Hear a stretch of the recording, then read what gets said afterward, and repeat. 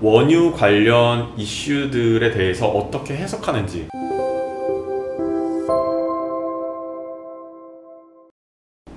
안녕하세요. 혜린이들의 궁금증을 해결해드리는 궁금타파 상품타파의 조혜민입니다. 사실 오늘 이 시간이 가장 귀 쫑긋하게 되실 시간일 것 같은데요. 오늘 원유 선물 투자에 대한 꿀팁 들어보는 시간입니다. 김광래 선임연구원님과 함께 하겠습니다. 예. 이번에도 김광래 선임연구원입니다. 네, 안녕하세요. 네, 안녕하세요. 네, 저도 사실 주식 투자할 때 저희는 선물사 직원이니까 선물은 투자는 못하고 주식 투자할 때 어떤 거를 기준으로 투자를 해야 될지 좀 막막하기도 하고 무조건 빨간불 들어오면 사야 되나? 아니면 뭐 파란불 들어오면 팔아야 되나? 약간 고민될 때가 되게 많더라고요.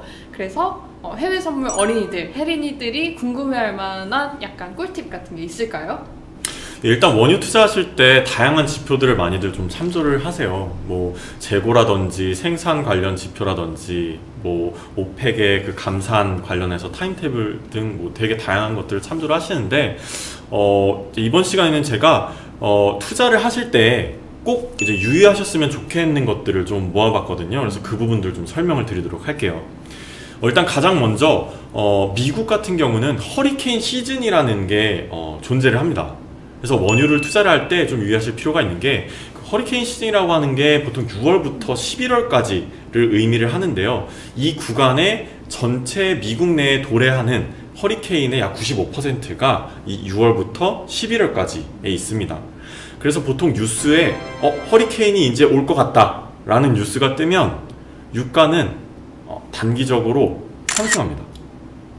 왜냐하면 이제 이 해상 원유 업체들 그리고 해안가에 위치한 원유 업체 생산 업체들이 일단 다 가동을 중단을 하고 이제 대피를 해야 되거든요. 그러면 단기적으로 원유 공급 차질이 발생할 수밖에 없습니다. 다만 문제는 그 이후인데요. 보통 그렇게 한 일주가량 이제 상승 압력이 있다가 이후에는 올라갈 수도 있고 내려갈 수도 있습니다. 이게 무슨 얘기냐면 만약에 그 타격을 받은 시설이 생산 시설이 더 많다라고 하면 상승 압력, 만약에 정제 시설이 타격을 더 많이 받았다 그러면 좀 하방 압력으로 좀 작용을 하는 그런 특성이 있고요. 그 이외에도 이제 아까 앞서 말씀드렸던 것처럼 이제 생산 시설 가동 중단으로 인해서 유가가 상승했던 부분은 생산이 다시 재개되는 뉴스가 나오면 다시 또 원상 복귀되는 또 그런 현상도 좀 같이 참고하시면 이제 좋을 것 같습니다. 그렇다면 여기에서 질문 드릴 게 왜 정유 시설에 타격이 입었을 때 하방 압력이고 생산 시설에 타격이 입었을 때 상승 압박이 있나요? 네. 일단 뭐 생산 시설이 만약에 타격을 받게 되면 아무래도 생산량 자체가 줄어들 가능성이 높기 때문에 뭐 멕시코만 일대가 이제 전체 미국 원유 생산량의 한 30% 정도를 차지하거든요. 그래서 그 부분이 이제 생산 차질이 빚어질 수 있는 점이 하나가 있고요. 그리고 정유 시설 같은 경우는 만약에 타격을 입게 되면 당장 그 원유 수요가 감소를 하기 때문에 그만큼 원유를 덜 가져와서 이제 가공을 하게 됩니다. 그렇기 때문에 단기적으로는 이제 원유 수요 감소 요인으로 볼 수가 있겠죠. 그래서 과거에는 허리케인 관련 이슈들이 상당히 많았는데 뭐 2017년 허리케인 하비, 그리고 2018년 허리케인 플로렌스, 그리고 2019년 허리케인 베리, 이런 대형 허리케인들이 유가의 변동성을 좀 크게 확대시켰었습니다.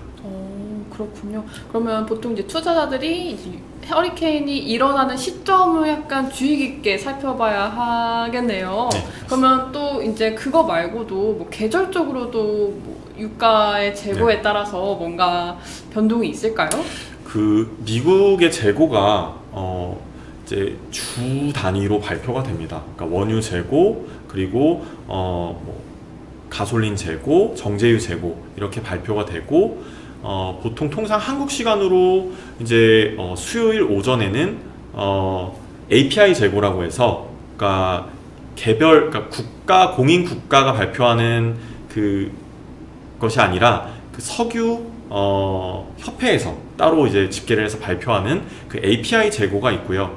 그 이후에 다음날 발표되는 다음날 목요일 아침에 발표가 되는 게 이제 EIA에서 발표하는 공식 이제 원유 재고인데 이제 두 가지 모두 어쨌든 발표가 됐을 때 시장 예상치보다 만약에 원유 재고가 늘었다라고 하면 어쨌든 유가에는 좀 하방 압력을, 그리고 예상보다 만약에 줄었다라고 하면 좀 상승 압력을 받는 그런 특징이 있고, 기본적으로 API 재고의 방향 그 등락과 그리고 그 이후 다음날 발표되는 EIA의 그 재고 등락은 한 90% 정도 유사한 흐름을 보이기 때문에 보통 API 재고와 그리고 EIA 재고 모두 좀 같이 보는 그런 성향이 있습니다.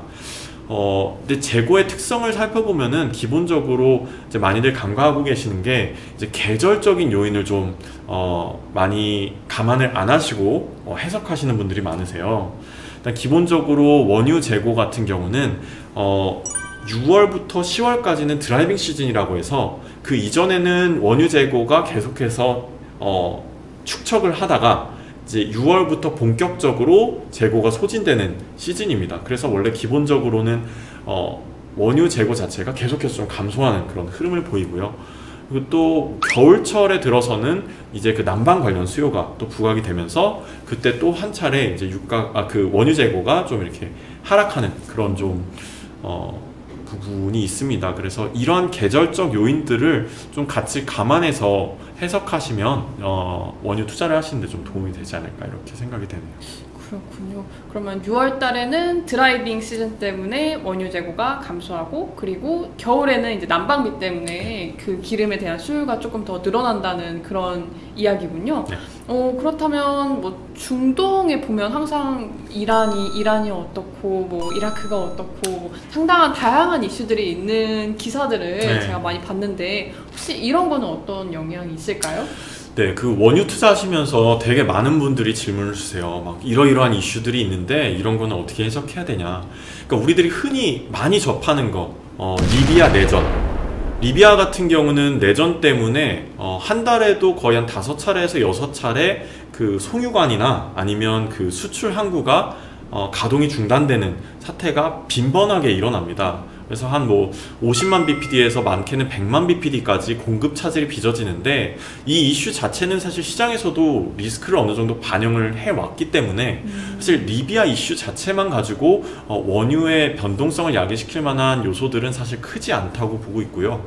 그 외에도 뭐 예멘 후티 반군이 뭐 미사일이라든지 로켓이라든지 아니면 무인 드론을 가지고 막 공격을 하는 이런 것들도 거의 한 달에, 이것도 역시 한 대여섯 차례 이렇게 반복이 되고 있는데, 이러한 부분들도 사실은 만약에 사우디의 정유시설이나 아니면 생산시설이 뭐 급격하게 타격을 입지 않는 한 사실 유가에 미치는 영향은 상대적으로 좀 제한적이다 이렇게 보시면 될 것 같고요.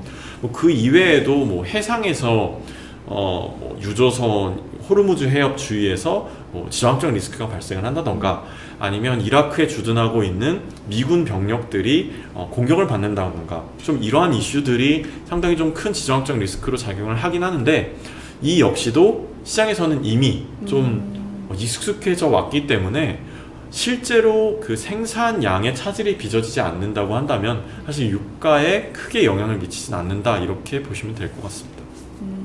그렇다면 이미 익숙해져 있는 이슈들 때문에 뭐 시장에서는 어련히 그러겠거니 평소와 동일하겠거니 하고 그냥 넘어가는 경우가 되게 많다는 거군요. 실제로 맞습니다. 그럼 그때 단기적으로 가격이 변동하는 거는 어떻게 보면 차익거래 단기 매수 매도자들에 의한 걸까요? 네, 그래서 저도 이제 투자하시는 분들한테 가끔 말씀드리는 게, 만약에 생산 차질이 크게 빚어지지 않았는데 지정학적 리스크 때문에 유가가 너무 튀었다라는 느낌이 들 때는 오히려 그 과매수 관점에서 접근을 해서 매조 포지션을 취하는 것도 나쁘지 않다라고 조언을 드리고 있습니다. 그래서 그런 부분들도 투자할 때 같이 참고하시면 좀 도움이 되지 않을까 생각이 되네요.